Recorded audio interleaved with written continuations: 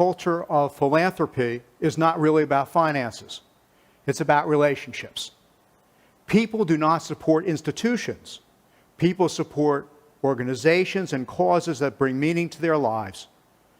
So why should you, why should all of us support Temple Beth Shalom?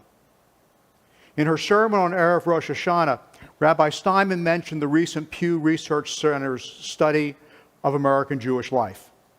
She noted the rise in the percentage of self-identified Jews who describe their relationship to Judaism as non-religious, what the study called Jews without religion.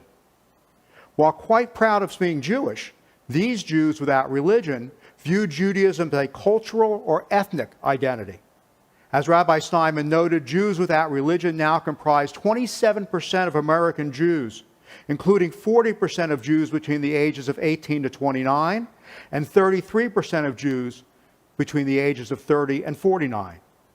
The overall number of Jews without religion has grown by 5 percentage points since a similar study was released by the Pew Center in 2013, with the age 18 to 29 cohort of Jews without religion growing by 7 percentage points.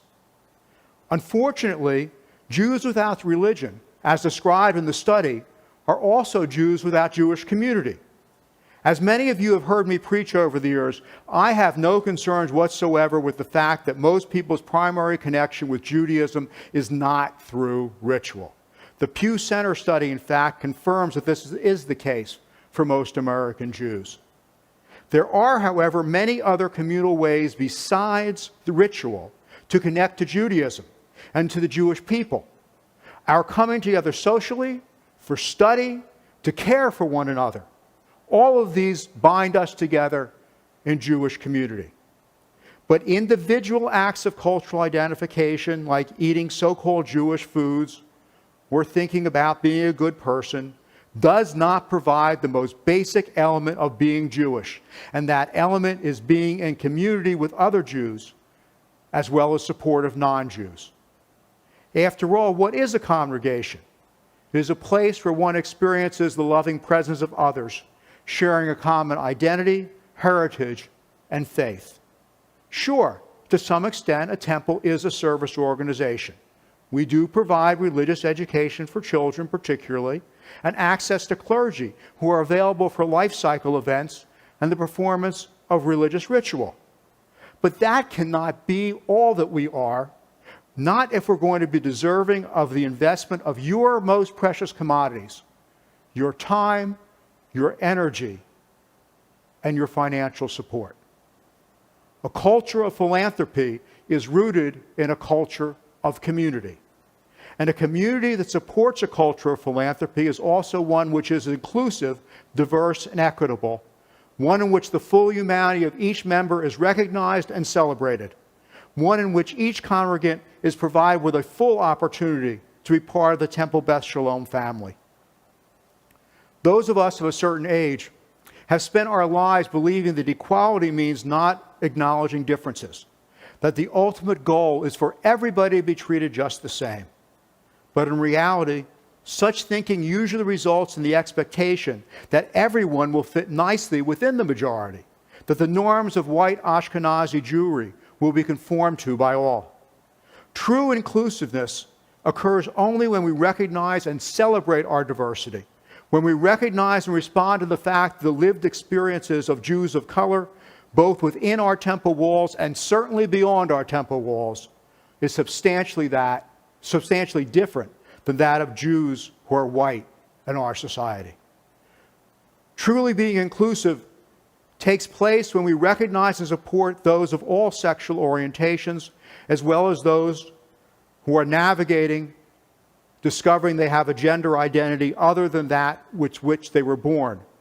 And when those individuals particularly are our children, to support the parents who are raising those children as well.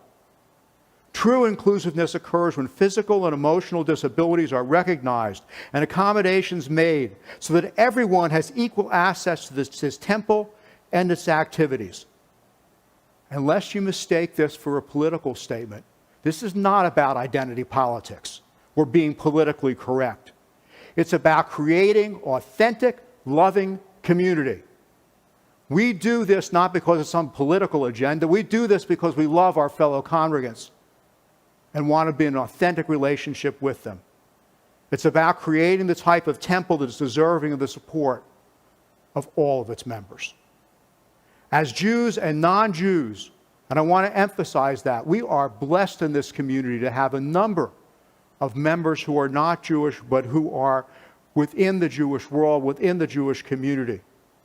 All those within the temple family, we all crave and deserve community. Certainly, you can pray on your own, but where are the voices, spoken and musical, which together lift each other up and lift our prayers to God? Certainly, you can pursue social justice or do charitable acts towards others, either on your own or in a secular setting. But that is not the same as living out the words of Torah with your fellow members of the Jewish community. Mitzvot and gemilut chasadim, acts of loving kindness, are acts performed with a Jewish consciousness in the context of Jewish community.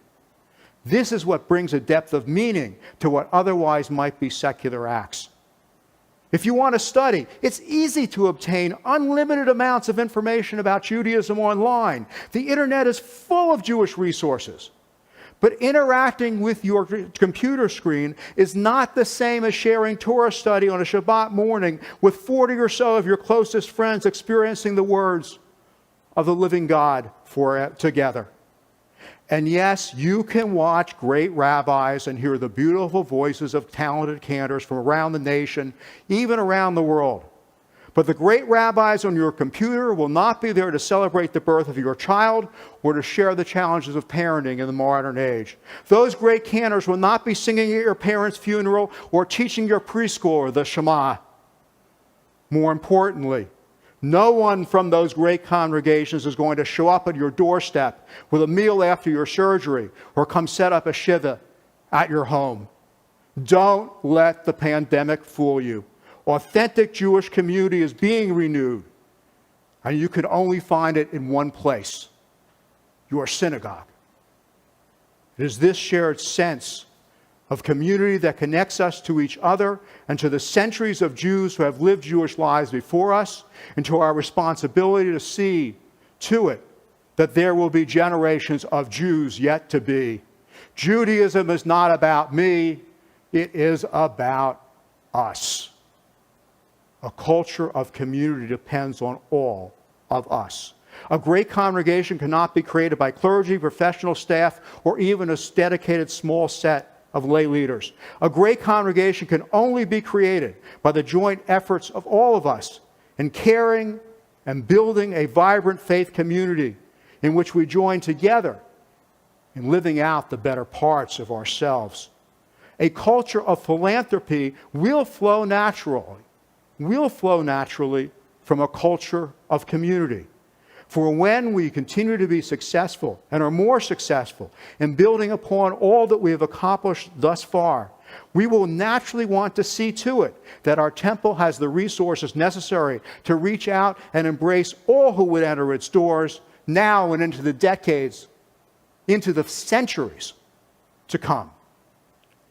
Ultimately, this means that Temple Beth Shalom must not only be a place to go, but more meaningfully, a place to be.